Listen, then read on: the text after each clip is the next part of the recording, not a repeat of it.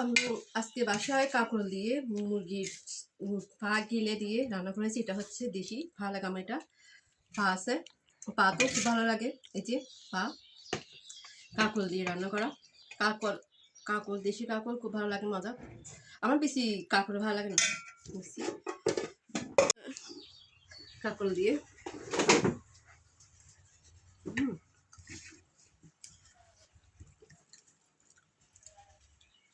সালাদ সালাদ নিছি, কাঁকরোল আর তার সাথে কাঁচামরিচ।